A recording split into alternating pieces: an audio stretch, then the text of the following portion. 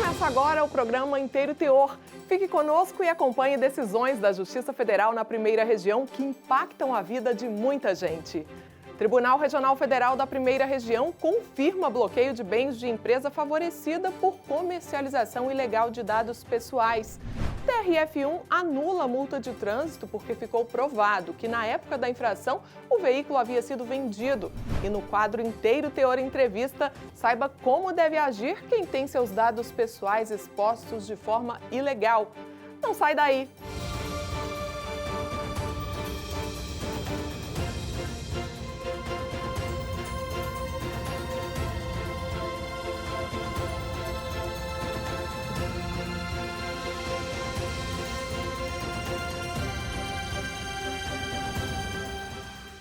Não é segredo para ninguém que dados pessoais são valiosos. Com eles, as empresas conhecem melhor consumidores em potencial, entendem hábitos de compras, direcionam publicidade e muito mais. Por exemplo, se você nunca forneceu seu telefone a determinada empresa, como explicar o contato para a oferta de um serviço? Isso pode significar que seus dados foram comercializados. Conheça um pouco mais desse verdadeiro mercado negro de dados na reportagem de Rafael Braga.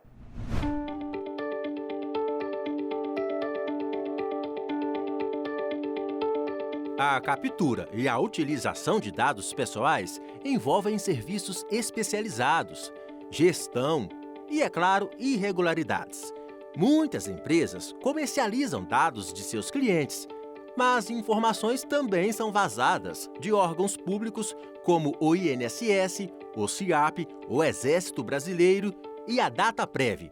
Em algumas situações, essa venda ilegal de dados vem parar aqui nos tribunais, como ocorreu com o vazamento de um banco de dados da Dataprev, empresa do governo federal que armazena informações de milhões de brasileiros e também de órgãos públicos.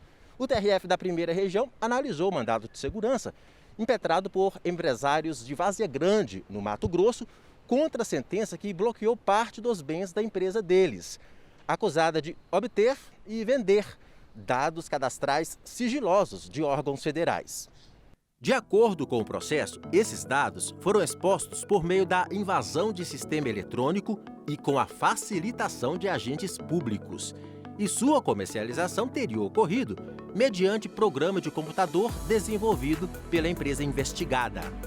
O relator, desembargador federal Olindo Menezes, destacou em seu voto que há demonstrativos de faturamentos que apontam ganhos da ordem de 90% com base nos dados adquiridos de forma ilegal pela atividade supostamente ilícita que teria começado há mais de 5 anos.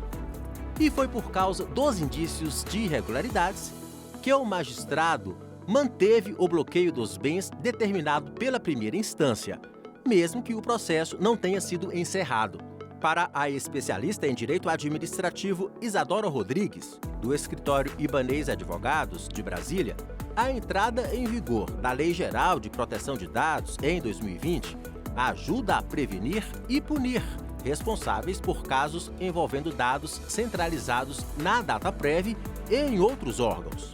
A LGPD trouxe uma série de práticas de observância obrigatória.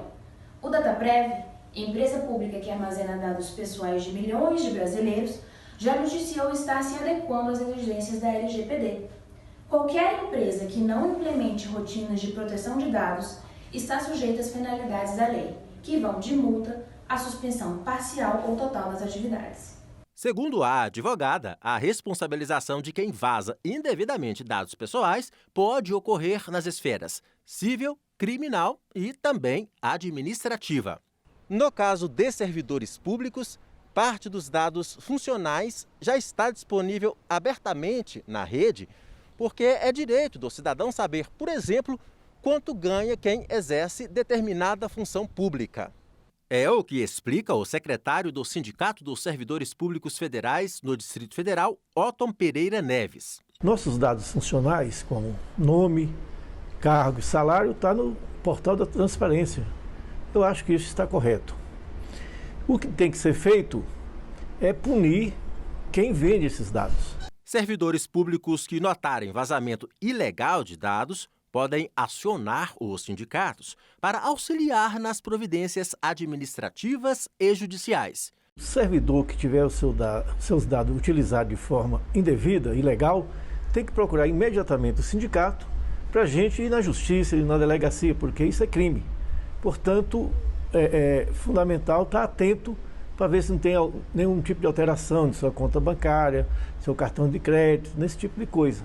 E a gente tomar as providências se isso vier a ocorrer.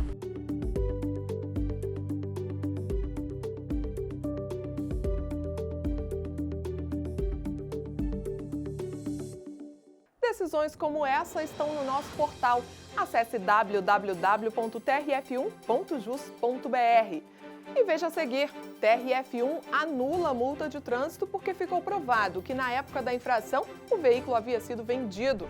No quadro Inteiro Teor Entrevista, uma especialista dá dicas do que deve fazer quem tem seus dados expostos. É já, aqui no Inteiro Teor.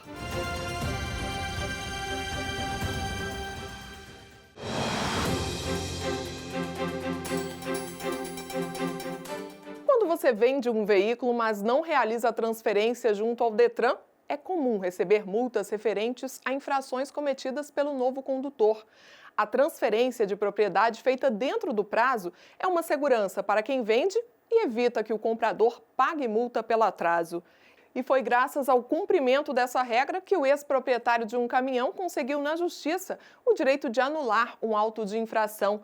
Saiba mais detalhes na nossa próxima reportagem.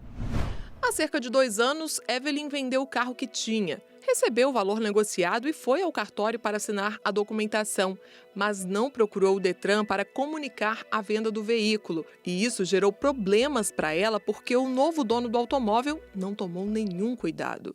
Essa pessoa pegou o carro e destruiu o carro e parou numa blitz, com os pneus carecas, com o para-brisa quebrado, o extintor vencido, tudo errado. Meu carro foi apreendido, eu fui multada e avisada de que meu carro estava lá. Para resolver a situação, Evelyn teve trabalho. Tive um trabalhão para conseguir retirar esse carro de lá. No fim das contas, eu paguei as multas e, enfim, consegui tirar. Mas acho que eu nem retirei o carro, pra falar a verdade, eu deixei o carro lá, eu só paguei as multas. E aí eu conversei com a minha advogada e expliquei a situação, porque a quantidade de multa que o rapaz havia tomado, com certeza ia ultrapassar o limite da minha habilitação e eu não posso ficar sem habilitação. E aí eu conversei com a minha advogada e ela conseguiu fazer os trâmites, bem demorados, tá, esse processo. Até hoje eu não encontrei o rapaz do carro, ele tá sempre se mudando e aí a gente não consegue achá-lo. E, bom, tive minhas custas, mas eu consegui, tirar os pontos da carteira, tá? Mas foi um pouco de dor de cabeça. E outras pessoas também passam pela mesma situação.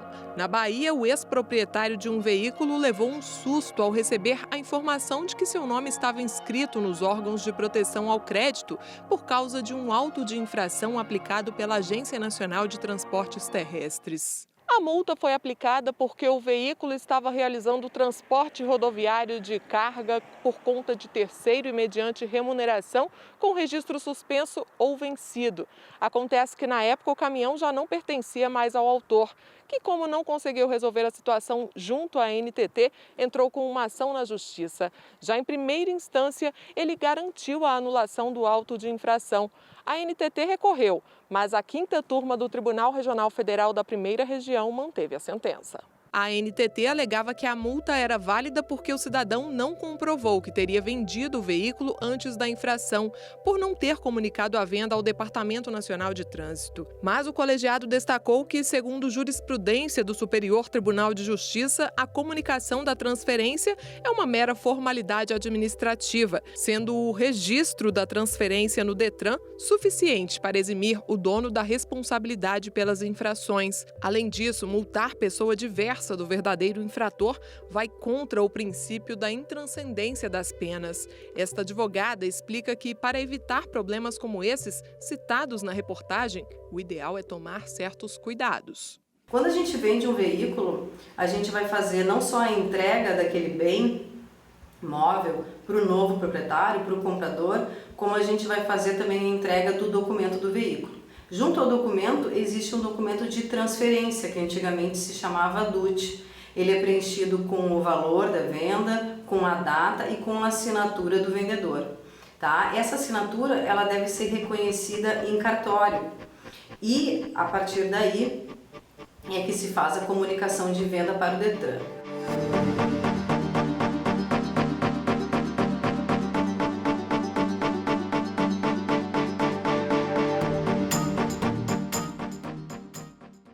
Abrimos o programa com uma reportagem sobre o comércio de dados pessoais. E agora, para aprofundar o tema, o jornalista Rafael Braga conversa com a presidente da Comissão de Privacidade e Proteção de Dados da OAB do Distrito Federal, Adriana Winkler.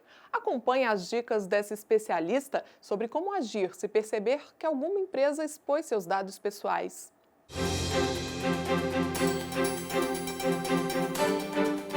Doutora Adriana, é uma satisfação tê-la conosco aqui no Inteiro Teor. Muitas pessoas acabam tendo seus dados capturados e expostos de forma ilegal, vão até parar na mão de estelionatários.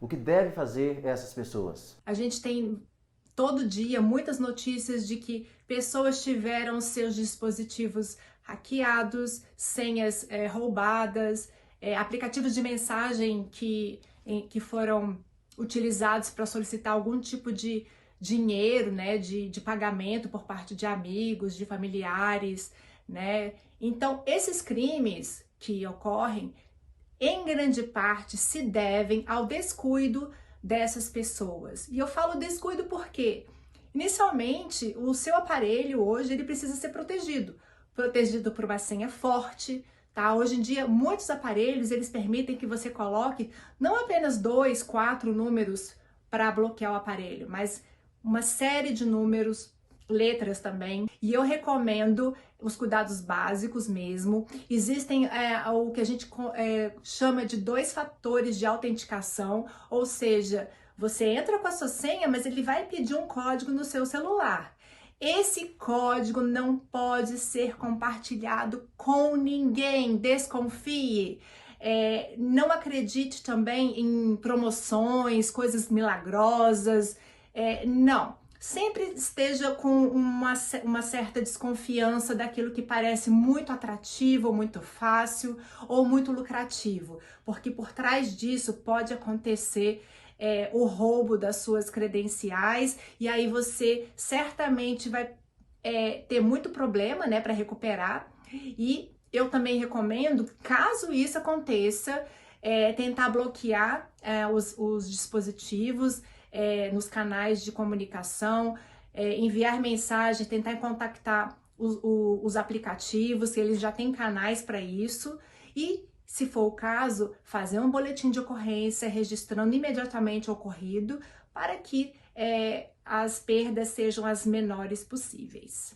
Em vigor, a Lei Geral de Proteção de Dados reforça a necessidade de proteção de dados no âmbito público e também no âmbito privado. O que diz a lei no caso de vazamento de informações? A LGPD, ela traz no seu corpo de texto, lá no finalzinho, lá por volta do artigo 52, as penalidades para a aplicação dessa lei, ou seja, para quem descumpre a lei. Então, dentre essas penalidades, vão desde uma advertência até uma multa que pode chegar a 2% do faturamento até 50 milhões de reais, ou seja, pode ser bem pesada essa multa. É uma lei nova, mas é uma lei que ela compõe o cenário mundial de países, né? O Brasil ele entra já de forma até um pouco tardia no cenário dos países que se preocupam com a privacidade dos dados.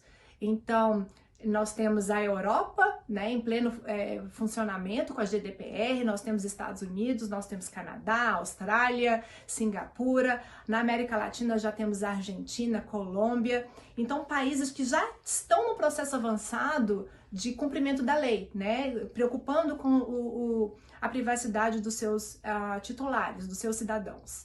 E o Brasil agora, com a LGPD, entra nesse cenário de uma maneira muito, muito positiva e a gente conta, então, obviamente, com esses agentes, né, Ministério Público, PROCON e a própria Autoridade Nacional para reforçar a obediência a essa lei. Quando um nome ou um CPF é extraído de um banco de dados e utilizado de forma ilegal, temos a tipificação de um crime. Quais cenários se vislumbram a partir dessa situação, doutora? Vazamento de CPFs tem ocorrido com bastante frequência, né? Antes da LGPD, a gente não tinha praticamente nenhuma regulação no sentido administrativo, né, em relação àquela pessoa que vazou aquele dado. A gente tem aí dois cenários. A gente tem um cenário administrativo, né, relacionado à empresa que vazou por algum incidente de segurança, por algum problema na sua segurança da informação. Então, esse é um cenário. O outro cenário é um crime ocorrido com aquele dado. Então, a partir do vazamento, por exemplo, eu capturo um CPF, um nome, uma data de nascimento, e aí eu já consigo montar, por exemplo, um perfil para abrir uma conta em banco, para solicitar um empréstimo, para fazer muitas coisas que pode se fazer com um CPF de uma pessoa. Então, isso sim é crime, né? Então, a partir do momento que eu já tenho esses dados e eu monto uma identidade falsa, ou eu uso aqueles dados até mesmo para obter alguma vantagem indevidamente, né? Porque eu estou usando informações de terceiros, isso é crime, né? Isso pode ser, entre outros, tipificado como estelionato. Mas, doutora, se o cidadão preenche um formulário, ele acaba, por exemplo, aceitando a política de relacionamento da empresa e pode receber anúncios, promoções, ou isso tem limite?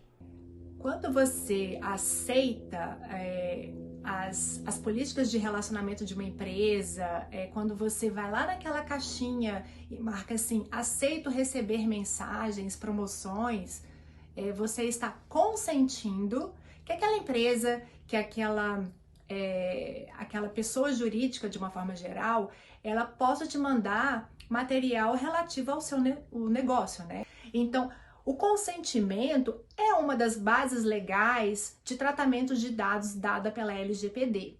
Então, o titular, ele consente, mas para ele consentir, essa informação precisa ser bem clara, ela precisa ser bem transparente. E mais importante, a gente precisa ter a oportunidade de revogar esse consentimento. Então, por exemplo, eu estou recebendo tanto e-mail ou tanta mensagem daquela empresa que eu não quero mais, eu não tenho mais interesse naquilo. Então, eu procuro aquela empresa através do seu site na internet e eu preciso ter, inclusive, facilidade para remover esse consentimento. Então, a LGPD, ela cuida disso, ela cuida que o cidadão ele tem a possibilidade de, a qualquer momento, não receber mais comunicação daquela empresa. É isso, obrigada. Doutora Adriana Antunes, muito obrigado por conversar conosco sobre esse assunto. Obrigado. Voltamos com você, Daniela. E para encerrar o programa, um convite. Não deixe de visitar o portal do TRF1 e nossas redes sociais. Estamos no Facebook, no YouTube e no Instagram.